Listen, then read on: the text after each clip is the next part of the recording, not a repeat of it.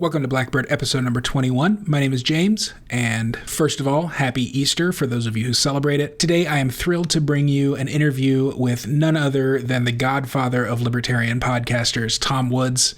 I'm excited to be able to sit down and chat with him for an hour or so. And so without further ado, here is my interview with Tom Woods. Tom, welcome to the show. Thanks for joining me. My pleasure, James. Thanks for having me. Yeah, absolutely. So being that it's the first time you've been on my show, I would love to have you introduce yourself to the people who already know who you are, but just in your own words.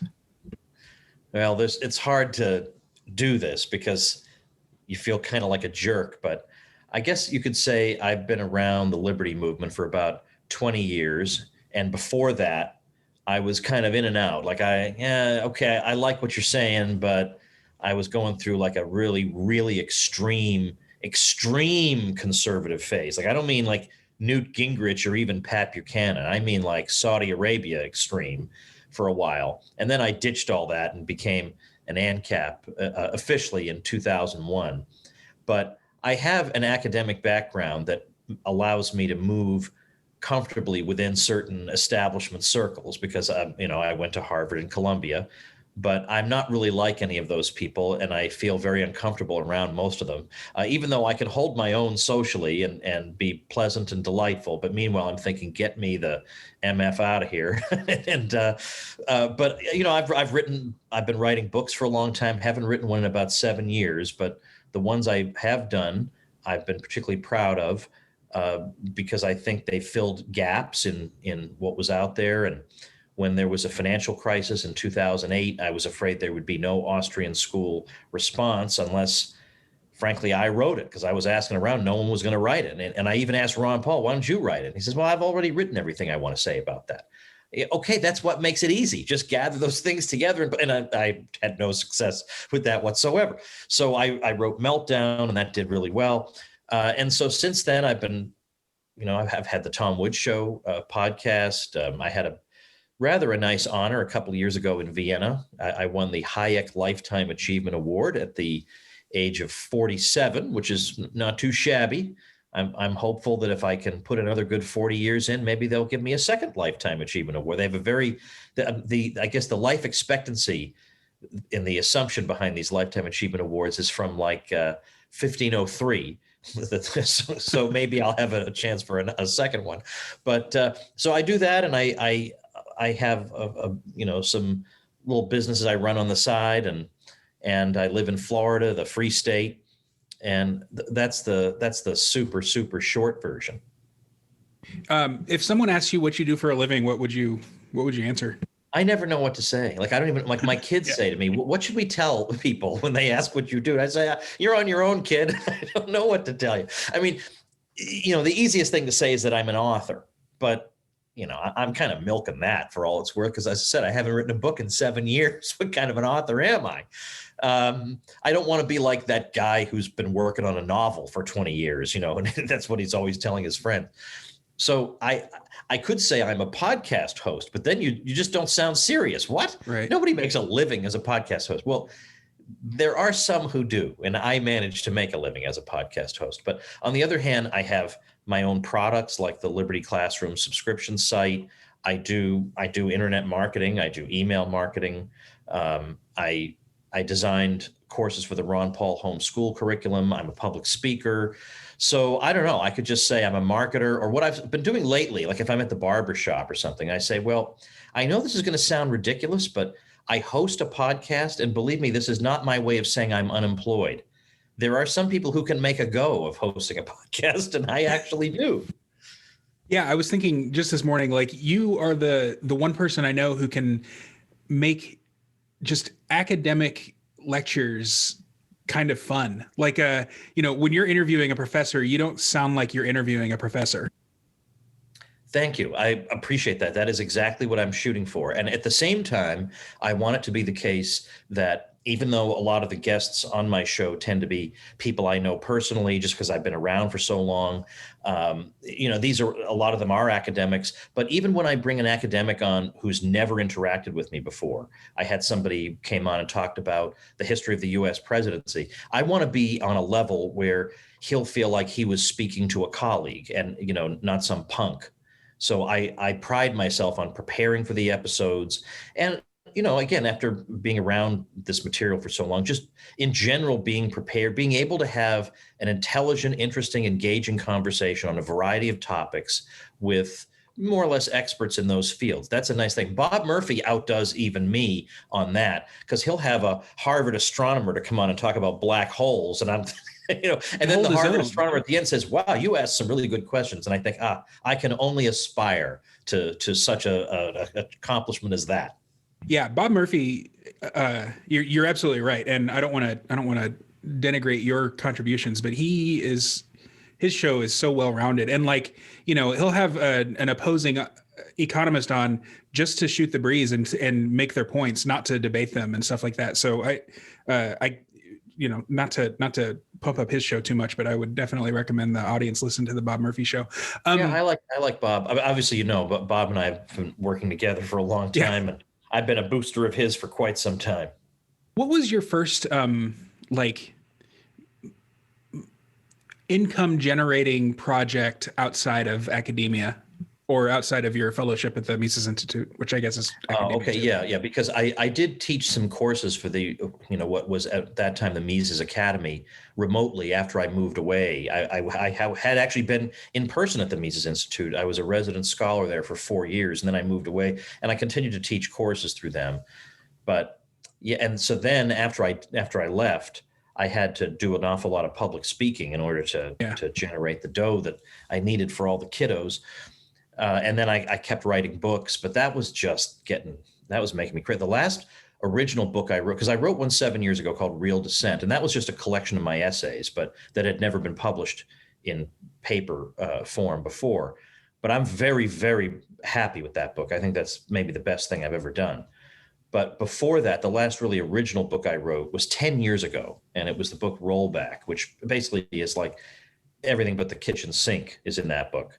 And the deadlines and the work, and I would always take more work on than I could handle, thinking, well, if I take on another assignment, I know I'm not going to just blow it off. I know I'm not going to tell these people, sorry, I didn't produce it. I know it'll get done, and it's just my job now to figure out how to get it done. Well, that's a scary prospect after a while. It really, really causes you a lot of stress. And I was actually having physical manifestations of the stress. It was very, very bad. Like I could feel my heart beating inside my body. In 2011, I limped, or it might have been 2010. I limped around CPAC. I limped because I was convinced I had fractured something, or I had sprained something or whatever in my foot. But it turns out there was nothing wrong with me. I went to the doctor. There was nothing wrong with me. The day I submitted the book manuscript, the pain went away. And I thought, all right, I can't do this anymore. So now I'm going to have to look at that. So I'm not going to do my main thing anymore. I had been publishing on average a book a year at that point. So what was I going to do now? Maybe even 1.4 books a year. What was I going to do now? So I did have to get a little bit creative.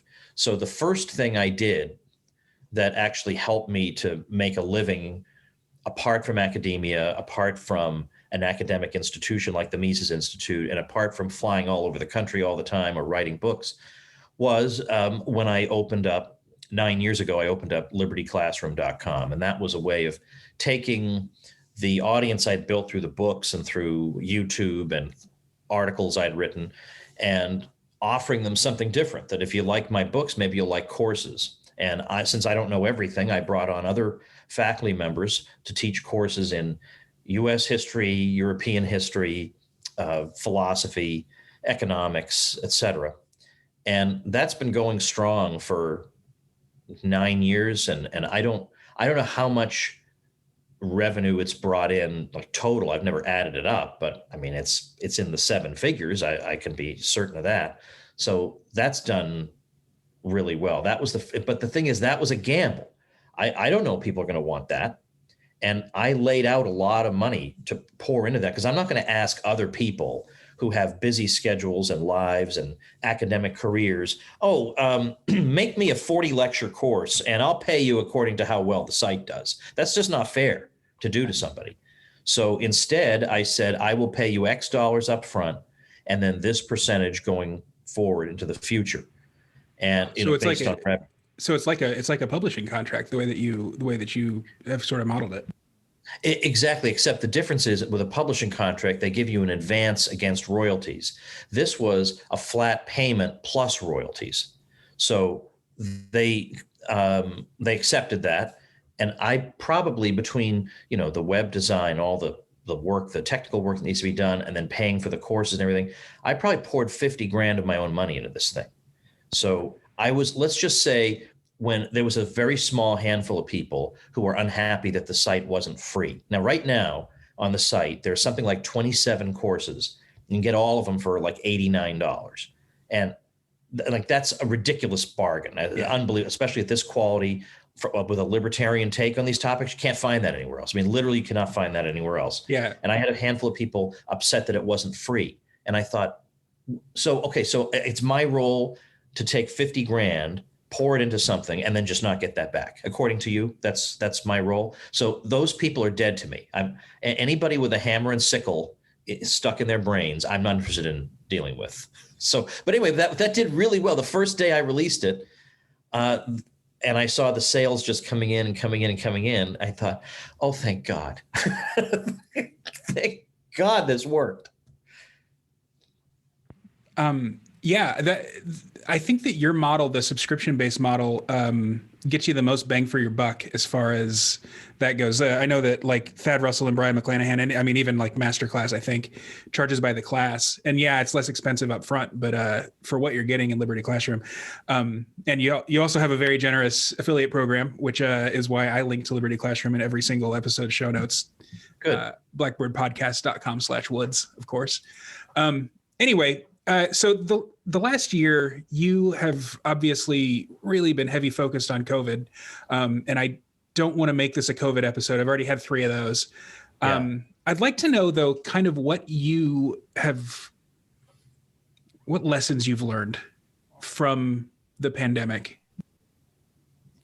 Geez. Well, the first and obvious one that I've repeated a number of times is how few people care. How many people will just go along.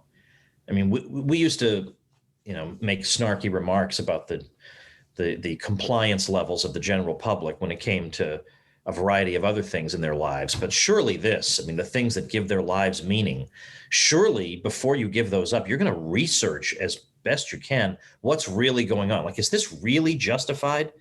I've got to scour all the resources I have to try to find out, is this an overreaction? And almost no one seems to have done that. It's, some people said we better do this, so let's do it. And then there's no real interest in following up. Did it do any good? Did it, let's compare states side by side. Almost none of that. So that's pretty demoralizing.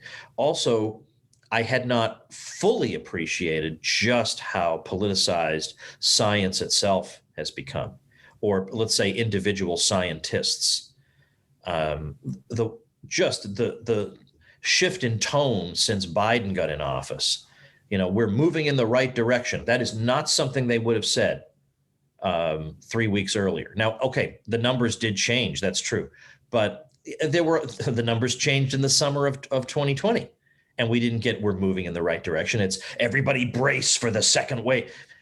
So it's you do still have some panic mongers out there, but in general, the tone it's been surprising how much it's shifted, but also the way the definition of herd immunity would literally change, or the so-called science behind school openings. I mean, the current head of the CDC knows full well that that's all bogus and it's all just a sop to teachers union. She knows that. We know that because she expressed her opinion about it. And now suddenly it's, I have to toe the line. What line? You're supposed to be a scientist. So it's embarrassing. And the idea of the public health establishment, I think we have to now go back, and somebody needs to write a book about so-called public health, because if they're this much of a train wreck, It's like the CIA in the war in Iraq, right? I mean, as clueless as you could possibly be. I mean, I suppose there were some people who tried to warn about it, but same thing in public health. There were a handful of people who tried to say, hey, this is all a big mistake and we shouldn't be doing it. But we need to see what the wreckage has been from these chuckleheads, because it can't just be this is their one bad thing. The whole idea of public health, I probably should have been concerned about before. It seems like a collectivist idea to start with. So it's made me a lot more suspicious about a lot more people, I guess. Yeah, I think so in most episodes, I ask the guest for like what advice they would give to someone. And almost every one of them have said that their advice would be, and this comes from libertarians, non-libertarians, just normies, whatever, is to build a community of people who can support you and who you can support. So and that I think has been sort of a big collective lesson from all sorts of people. Do you think that society is naturally becoming decentralized?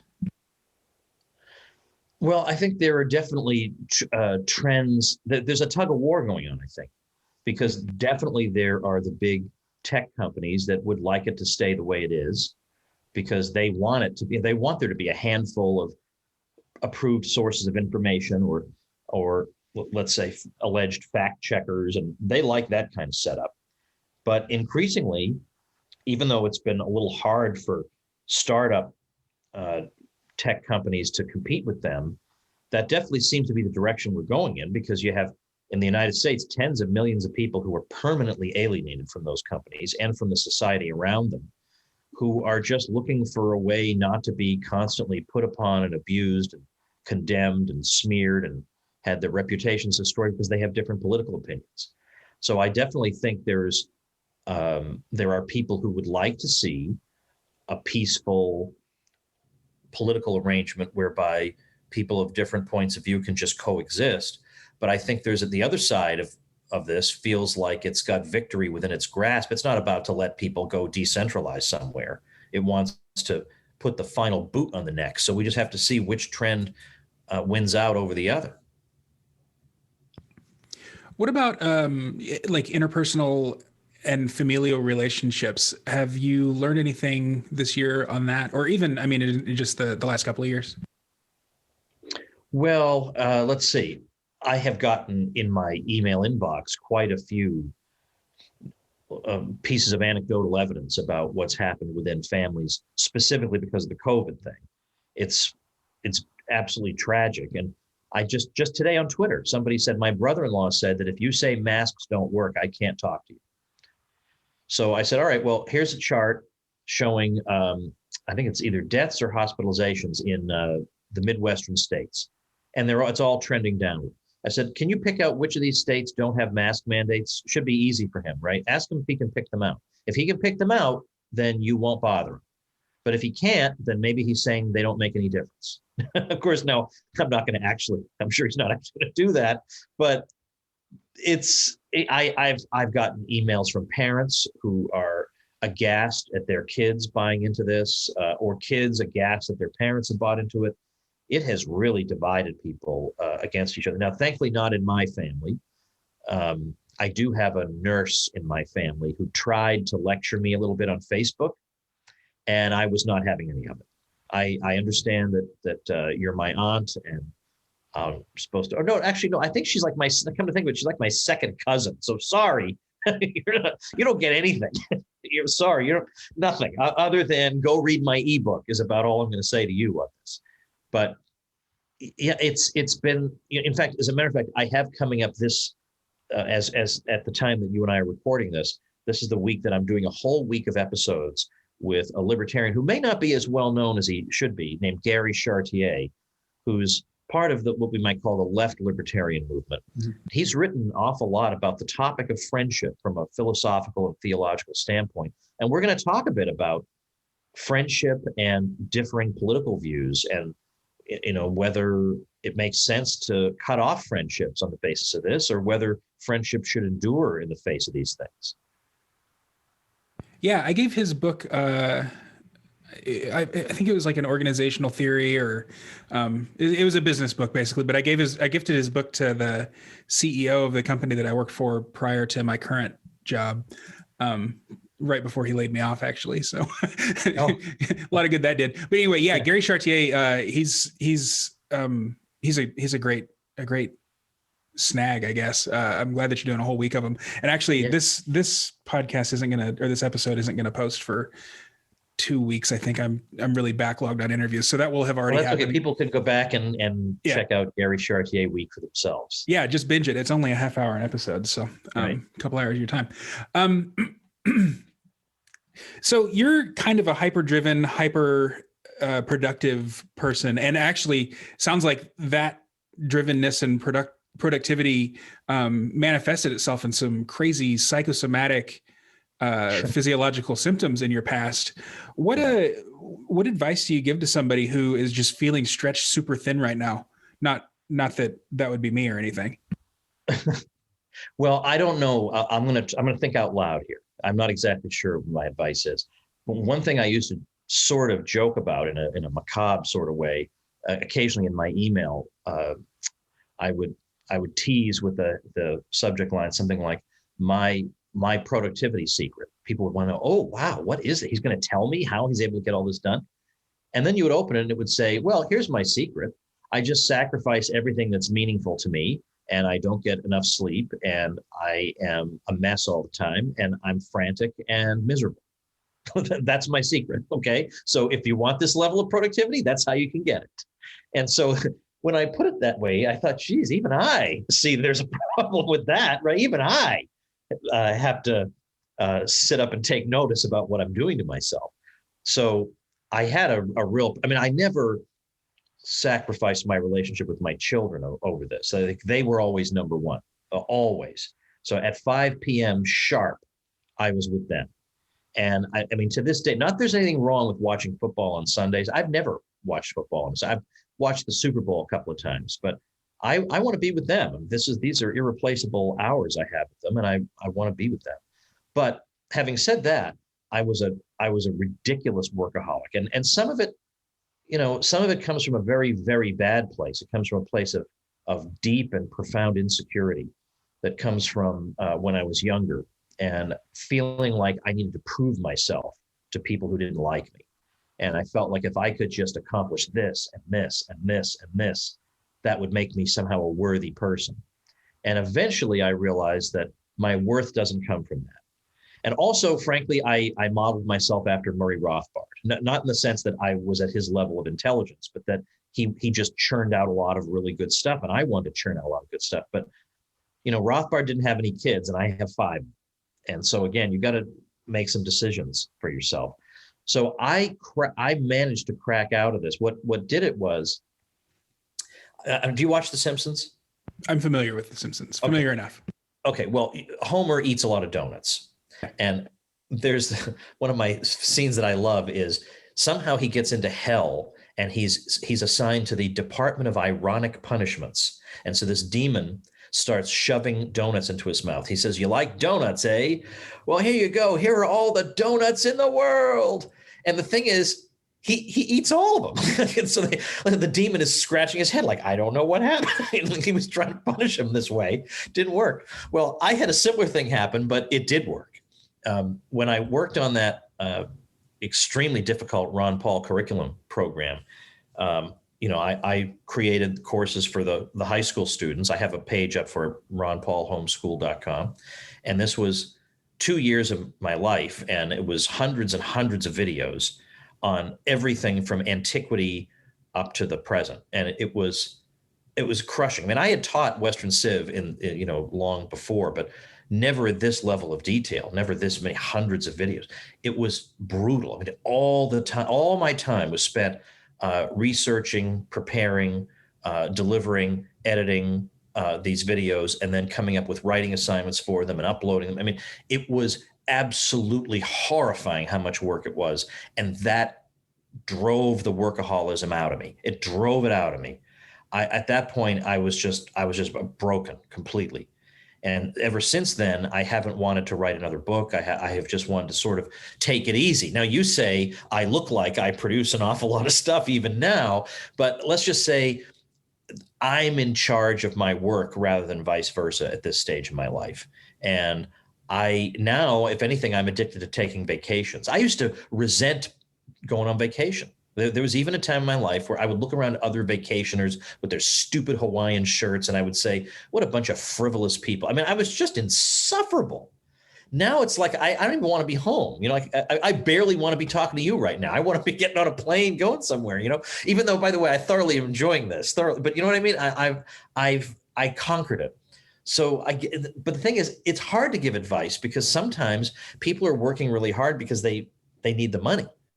And I don't know what to tell people on that, other than if you work smart, it's possible that you'll get to a point where you can pull back a bit. But I've gotten to a point where I can get 2 weeks worth of work done in a week and then go on vacation for a week. And I can repeat that again and again. I can wake up and basically not do anything for a day and it'll be okay. Or I can work at 8 p.m., start then if I want to. I can just say I want to go to the beach today, or I can bring my computer to the beach and do all my writing right there on the beach. Like, that doesn't come overnight. But if you work smart, if you model yourself, if there's something that you want to have, you find somebody who has it. I mean, this reminds me of the interview I did with John Lee Dumas recently, where he talked about finding a mentor. And I said, how do you find a mentor? And he says, a mentor is somebody who is now where you want to be. And you either actually have that person literally work with you, or you just model yourself, not copy, but model yourself after what that person is doing and find out how they're doing it, how they got there, and just work smart to get there yourself. And that may mean even today, I was just saying, or yesterday, I was saying, I'm going to take Facebook and Twitter off my phone. I'll have it on the computer because I want to engage with people there because it helps me. But it's not productive. It is making me do stupid things that are wasting my time. And it means I don't have time left over for hobbies. And I want to pursue my hobbies. So in some ways, it's a matter of very scrupulously observing how you are spending your time, maybe even journaling about it or getting an app that keeps track of how you're spending your time during the day. Do that for a week, then review it, and you will find extra time that you can apply to leisure, rest, rejuvenation, maybe another project or something. But in general, that time very often, not always, but very often is in there. It's just hidden.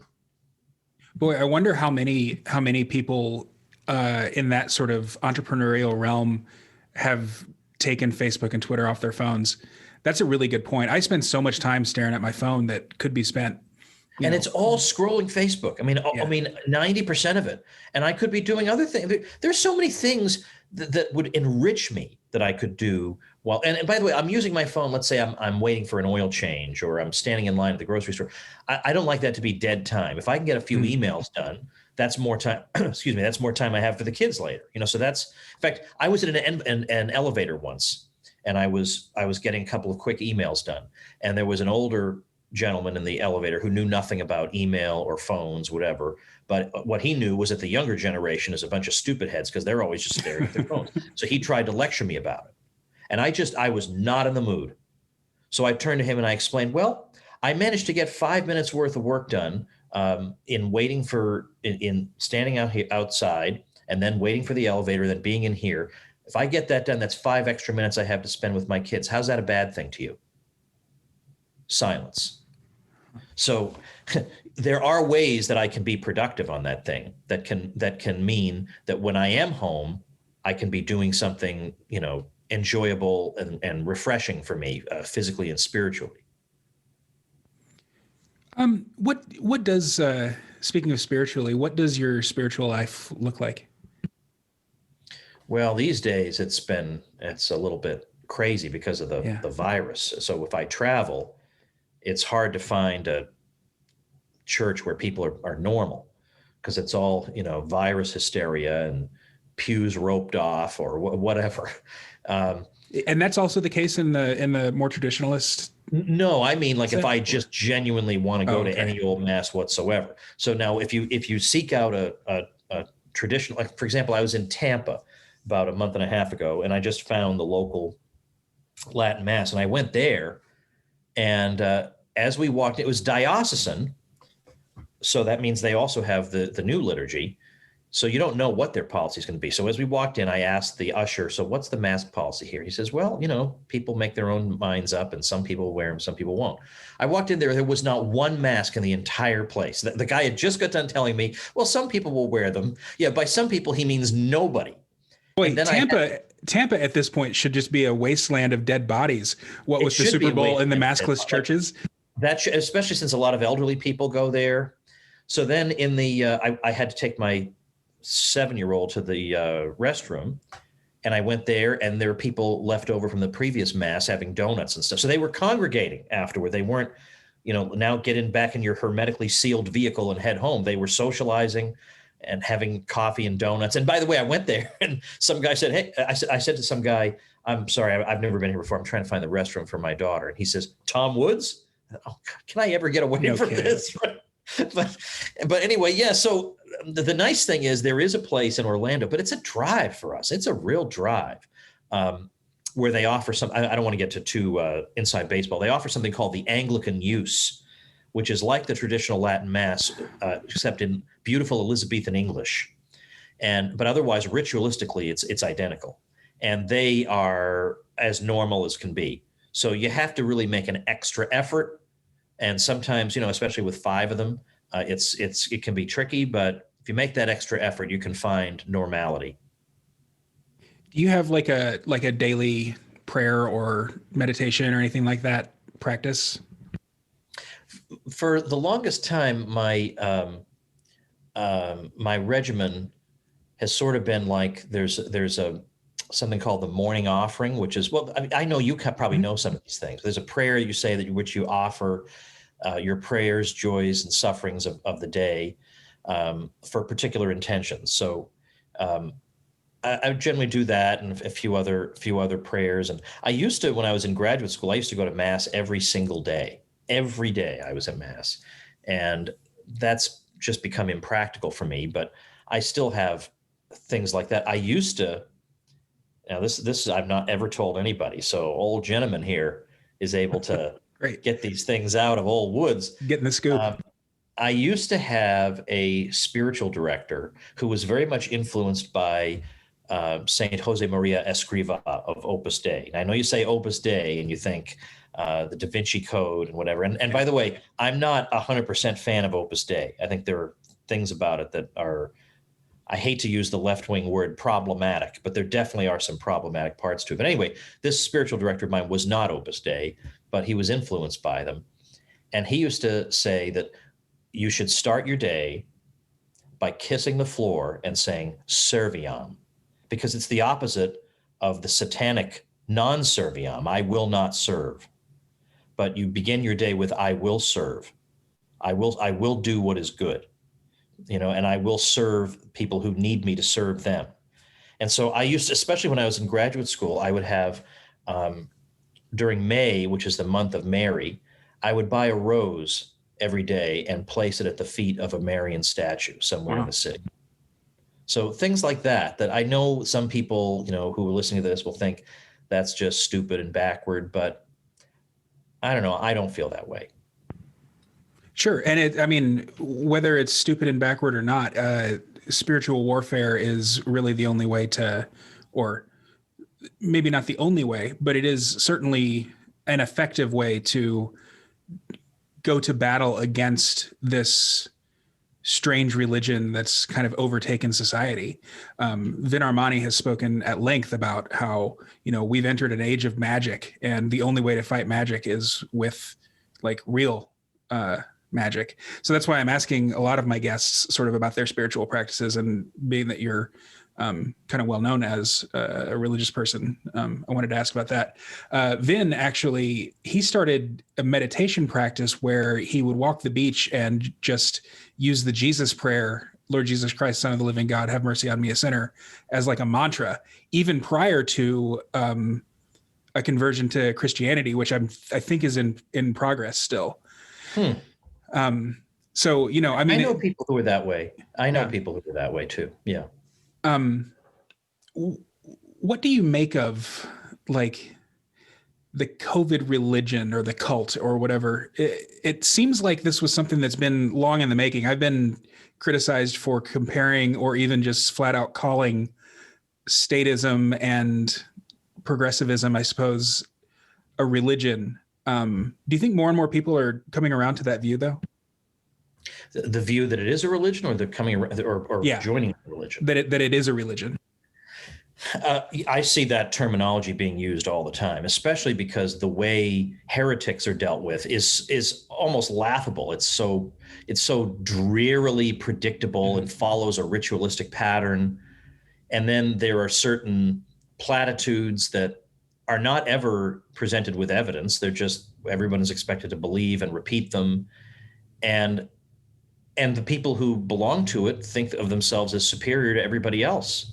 That they genuinely do. It's not that people who disagree with them have a competing point of view that they ought to reckon with and treat respectfully. It's that those aren't even people. So I don't need to consider what Woods has to say about X, Y, or Z. I already know. I've already received the revelation, whether it's from Fauci or anybody else. And if Fauci's messaging changes, then they just change with the changes. And the thing is, what they're asking of science is something science can't give them. Right. Science can't give them the kind of certainty that they want to have. But right now, I mean, remember early on, everybody was saying what we need is a whole bunch of ventilators. And then we had a small, tiny minority of doctors saying, wait a minute, the ventilators may actually be counterproductive in a lot of cases. Now, thank goodness we didn't have, the cultists weren't in full force yet, or those doctors would have been excommunicated as heretics, and we would have continued to kill people with the ventilators. So we need there to be experimentation and skepticism and people willing to say things that dissent from the consensus. That's not what they want. They want certainties spewed at them. And they also want to be told the answers to the meaning of life. Like science can't tell you whether you should value highly questionable measures to allegedly to mitigate the spread of a virus, as opposed to seeing your grandparents for the last time. I mean, science can't tell you which of those you should value. Why would you think science could tell you that? That's a complete category mistake. And yet these people act as if I'm against science if I think my grandmother should see both my grandmothers are deceased, so this is just hypothetical. But if I were to say my grandmother should see her grandkids a few more times, that's not anti-science. That's nothing whatsoever to do with science. It's a value judgment. Do you see a sort of, I don't want to, like a faith-based community forming on the other side, sort of a cult of Trump? Obviously not as large or not as influential.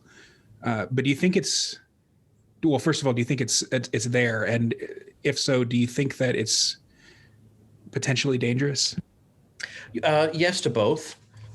I think we saw that. I mean, we went through the Obama years, and we saw people who were willing to, to some degree, resist the cult of the presidency. But then, when it was their president, they want to use creepy phrases like "my president" and gosh, and they were just as bad during the George W. Bush years. Although Bush did not generate the level of intense loyalty, obviously, that Trump did, and I think in some cases this can be explained by. I'm trying to I'm trying to be as empathetic as possible.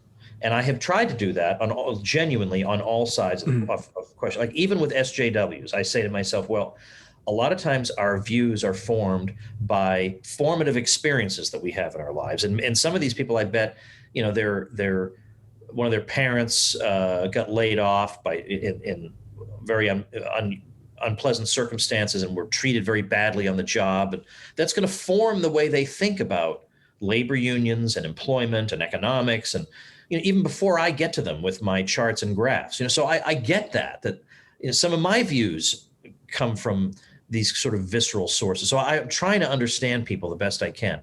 And with the case of Trump, I think a lot of people feel like in this society, they're just surrounded. They are surrounded everywhere they look by people who hate their guts, influential people who hate their guts. And then one guy comes along and very, very imperfectly tries to say a word in their favor. And so, yeah, they view him as a savior figure, not necessarily in a religious sense, but in a way where they're going to give him the benefit of the doubt, even in cases where it's clearly unreasonable to give him the benefit of the doubt. And so, yeah, so there's definitely that. And then, of course, some of these, I can't tell you how many people told me, look, there is no way Joe Biden is going to take office. He will not be the next president. I was told that in no uncertain terms. And I knew this is all crazy. What you're telling me is verifiably crazy, and I would be willing to bet you. The problem is I'm afraid you'd take the bet, and I don't want to ruin you. So yeah, that is a problem. It's a problem of politics in general, that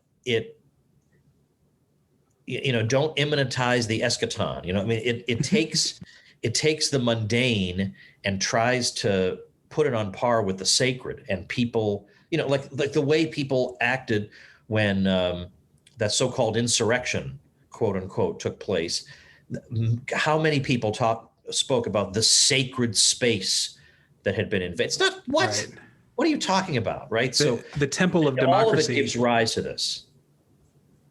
Temple of democracy, I think, is the weirdest phrase that I've heard. Actually, have you ever looked at a map of the mall, the National Mall? It looks exactly like a cathedral. The Lincoln Memorial is at the head of the cross. Congress is at the foot of the cross, and then Jefferson and I think the White House or something like that are the transepts. And then right in the middle, where Jesus's heart was pierced, is the Washington Monument. Oh my gosh. I have not looked at it that way at all, but who knows if that's a coincidence or what, but that is something. and then you've got the reflecting pool where the water and blood flowed through. So it's really kind of creepy. I noticed that it happened to be, I happened to look at a map while I was in DC with Thad Russell's group. And I don't know if anybody's ever written about that or what, but anyway, oh God, I got off track. What do you think of, I mean, where do we go from there? Like I actually made that bet. Someone still owes me $100 because Biden's sitting in the White House right now. But this person thinks that Biden is not actually sitting in the White House. The White House has been dark every night since Biden took office, and he's actually doing staged photo ops from like a literal, soundstage of some sort. And yeah, Trump didn't stage his insurrection on March 9th and retake the White House, and we're not setting dates anymore, but I promise you Trump's going to be back in office. It's getting Seventh-day Adventist almost. Yeah, it is. What it is. So but these are also people who are allies in this COVID movement, or in the COVID stuff. So yeah. How do we kind of thread that needle where we've got people who will oppose the future lockdowns and other stuff, but also they're a little bit crazy? Well, the thing is, the other side is full of crazy people too. They just have a lot of crazy people because they have a lot of people. They just have a lot of people. I mean, most of Hollywood is kind of odd in one way or another. If we were to look at their personal practices, I bet we'd find some oddities in there. They're willing to believe a lot of crazy theories also. These are people who, I think the greatest atrocity of the 21st century for the U.S. was the Iraq War. And most of them are pretty blasé about that because they would gladly take George W. Bush back if it meant they could get the establishment back. So I don't know that I'm that worried about it, but it's a matter of any time you are involved in a cause that is in some way fringe, in the sense that it's not the accepted position of the Washington Post, you're going to encounter people who just naturally gravitate to fringe causes because they tend to be fringy individuals. That's unavoidable. So I'm sure you can attest at the traditional Latin Mass, you find a lot of perfectly normal people there.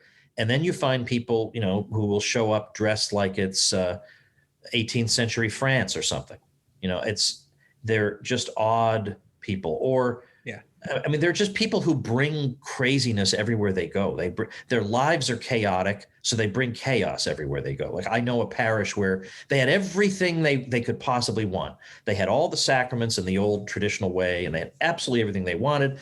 And so then they started arguing about which translation of the Fatima prayer should we be using. Like really, really arguing about that. That does not matter at all. It makes absolutely no difference. So there are just some people who, for some reason, they just gravitate to either fringiness or to conflict or whatever, and they just bring chaos everywhere they go. So now with me, I've been pretty much in the heat of this. I have a lot of people on my mailing list. I know most of the people who are outspokenly against the lockdowns. I've either had them on my show or we correspond or whatever. And these are basically all good, normal people. So I frankly haven't dealt a whole lot with people who, they're against lockdowns, but they're also against any kind of sanity whatsoever. I don't know how to answer your question really, other than to say that these are the cards we've been dealt. We unfortunately, let's say that there's a disproportionate number of people who believe crazy things among the people who don't believe in the lockdowns. And that's partly because people who do believe in the lockdowns tend to be people who, on principle, will just believe what they're told. And that means that when people are officially told something, we have other people who, on principle, will never believe what they're told, even when occasionally the establishment does tell you the truth about something every now and then. And then we have people who won't even believe them even then. So we have these two different kinds of groups, and each one is frustrating in its own way. But at least the people who are a little bit nuts on the Trump side, at least they'll let my kids socialize. They won't ruin my life. And that's why I'm a little more sympathetic to them. Let's switch gears for the last few minutes. So we've talked a little bit about sort of your journey from academia to being a business owner. What do you think are the first few steps to becoming financially independent and not beholden to like an employer? Well, to some degree, and I have sometimes ridiculed mindset courses in the past because I feel like, come on, fix your own mindset. You don't need a $497 course to do it. But maybe some people do. It has to start with a mindset shift. It does, because you have to think of yourself as somebody who is a producer of some kind. Or the default position is to think of yourself as you sit there, you wait for other people to make things, and then you consume those things. But as soon as you say, wait a minute, those people are not any different from me, and they belong to the same species that I do. There's no reason I can't also be somebody who creates. I talk to people in business all the time, and all day long they're coming up with great ideas they can't wait to try out. I just had a meeting with somebody yesterday, the great Paul Counts, who is seventh great grandson of Patrick Henry, as it turns out. And he and I were coming up with an idea for something we're going to do. And we were just throwing ideas at each other, and we just having a blast doing it.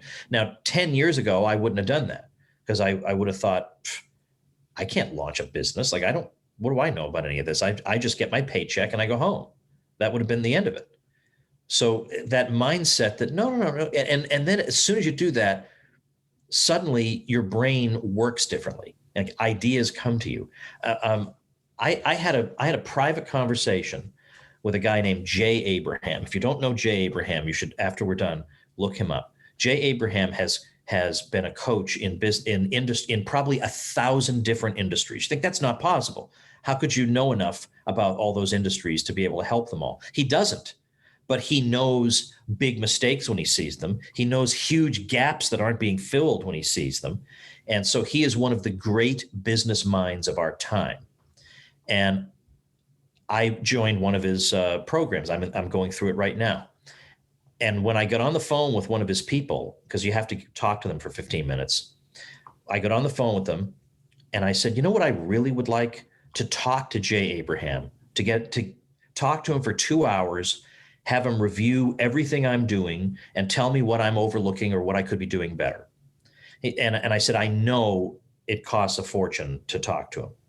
And yeah, because if you want Jay Abraham to consult with you for a day, it's gonna run you close to $100,000. I mean, that's how good his mind is. Well, I managed to finagle my way into 2 hours with him. Now, 10 years ago, I would have thought, oh, that's way too much money. There's no way. You say, how could I ever? But you got to spend money to make money. And I did that. And I tell you, there was a 5-minute period in that 2-hour conversation that was worth 5 times what I paid for it. Okay. So first is the mindset shift. Secondly is you will probably have to spend a little money educating yourself, learning things, unless you have an inordinate amount of time on your hands. We either have time or money usually. And I have a lot of time right now, but I don't want to spend it on this. I want people to teach me things, show me how to do it. I don't want to learn how to design my website. I'm sorry, I just don't want to. I want to pay somebody to do that. So that, like, I don't edit my podcast interviews. I have an audio guy do that so that I can do other things that are more lucrative for me. You know, I think that way. I think in the 4-hour work week kind of way. What are the things that I absolutely indispensably must do? I must host the Tom Woods Show. That one, it's baked into the name. There's no getting around that. I must do that. But what are other things that if I had other people do them, I would pay them, but could I be earning more than I pay them by doing something else in the meantime? Thinking that way. But in terms of like the very first steps, other than just getting your mind in the right place and saying, I'm just as, much a human being as anybody else who does these sorts of things. The other thing would be, you can sit and think about niches and what would be my best niche. You can do the classic thing where you try to intersect things that I'm good at or enjoy and things that make money and try and do that. Sometimes niching really down can be really good to find, not just, let's say, not just trying to help real estate agents, but maybe people trying to get their real estate license or something. I mean, just something really specific. You can do that. But since you're asking me on this particular day at this particular time of year, I'd like to take 2 minutes to give you what I think is an excellent strategy. Like, you can, as soon as you hear me say this, you can instantly go implement it. Okay. You don't owe me a thing except maybe write me a note, tell me how it went. But this is something I'm going to be doing twice this year, once for Liberty Classroom and once for a brand new thing I'm doing. And as soon as I heard it, I said, that's an awesome idea. And it's simply this. And it's something that you can use to build an existing business. And it's something you can use to start out from scratch and start making a big splash. Now, do you already know what I'm going to say? I certainly do. Yeah. Okay. All right. Well, I'm going to say it anyway, doggone it, because not everybody is as astute as you are.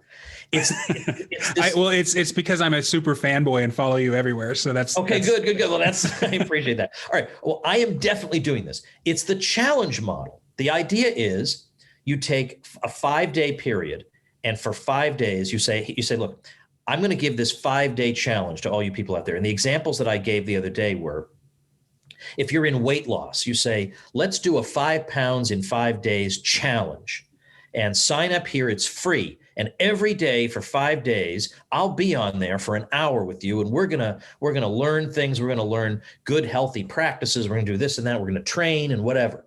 And then on the 4th day, you introduce people to your business. You say, well, you know what? You've now had a chance for 4 hours to get a sense of what you can expect if you work with me. And I hope you've gotten a lot of value out of this and you've really enjoyed it.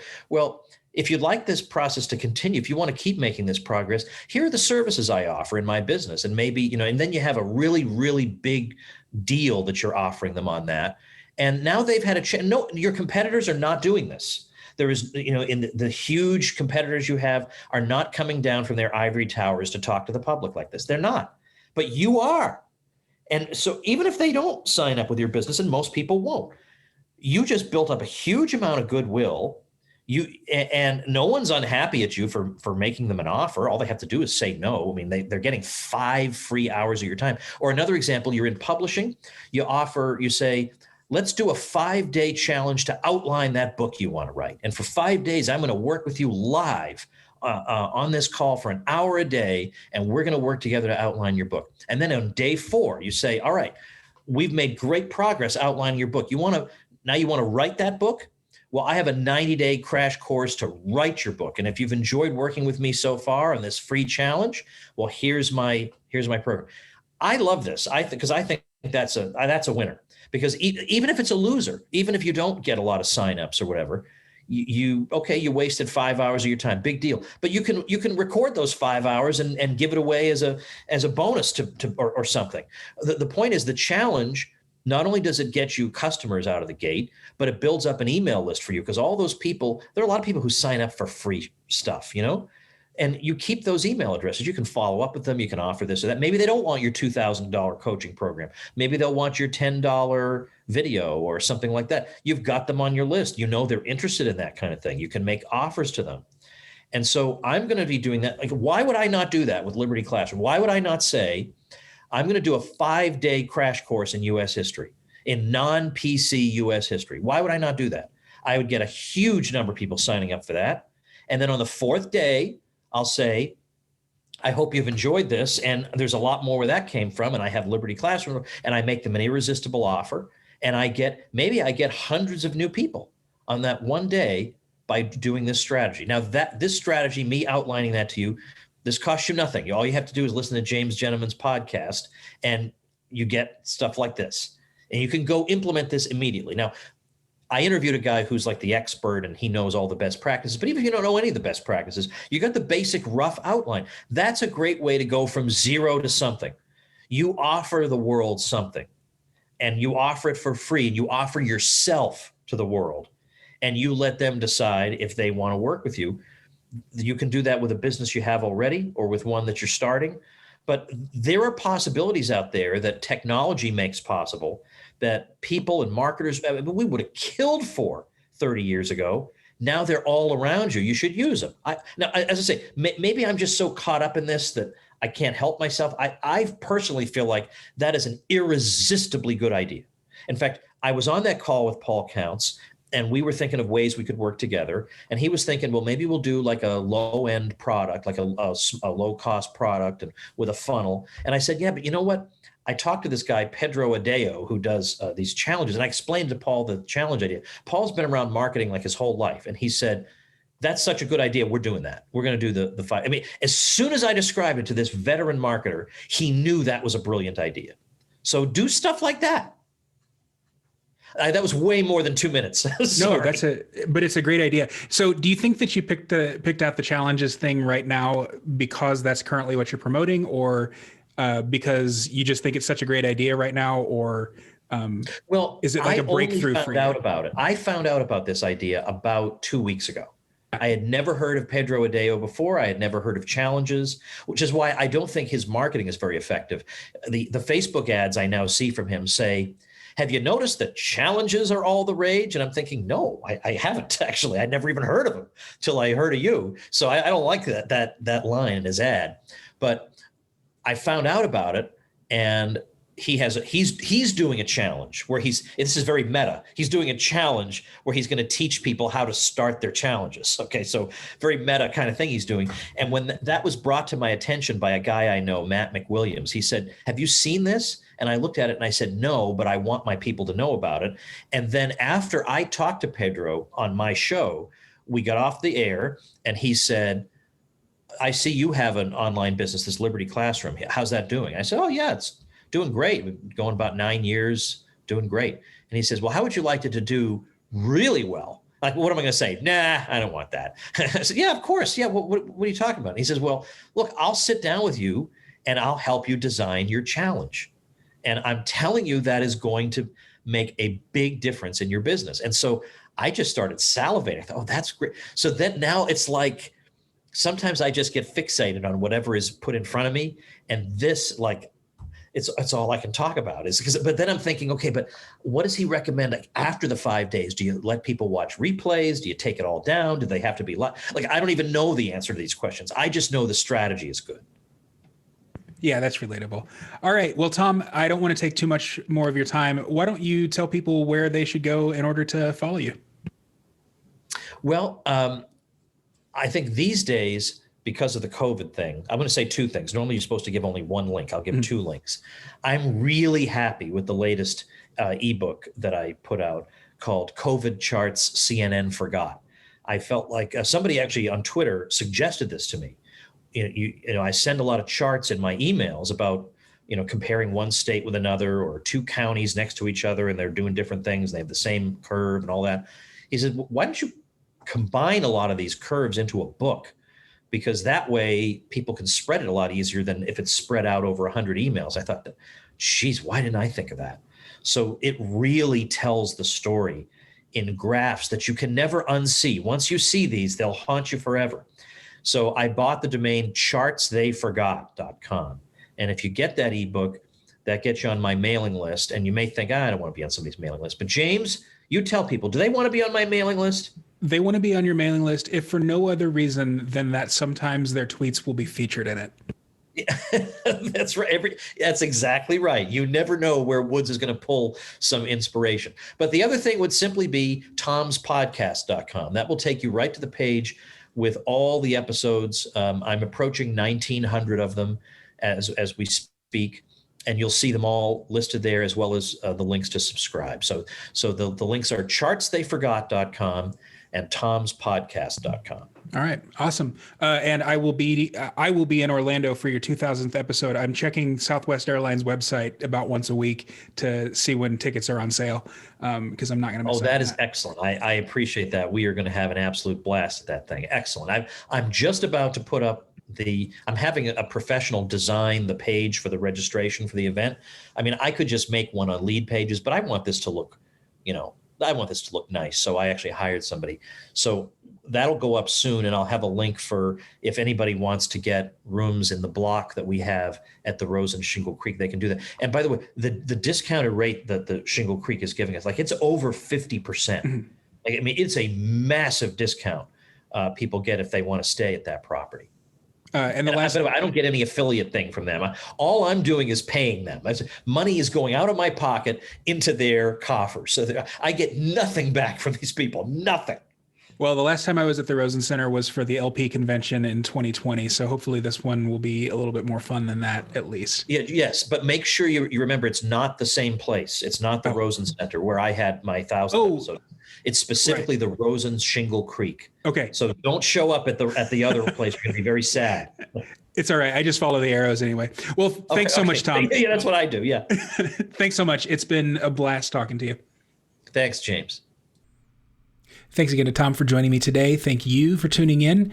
Quick public service announcement. I am going to be in Dallas this week, and so I'm going to be having dinner on Thursday night, April 8th, 2021, in Richardson. If you would like details on this, please send me a message on Twitter. So once again, that's Thursday night, April 8th, 2021, in Richardson, Texas. And for details, send me a message on Twitter. Alternatively, if you are a subscriber on Substack, you can also just reply to the email notification that you get, and those replies come directly to me. So that's another great way to get in contact with me. And also, if you aren't subscribed on Substack, I implore you, please do that, because I am producing written content in addition to this podcast. And so if you do like the material that I put out, I think you're going to also enjoy the written content, and they're on the same feed. But wherever you're listening to this podcast, I do appreciate you listening and tuning in. And with that, I will see you on the next episode of Blackbird. Until then, live free.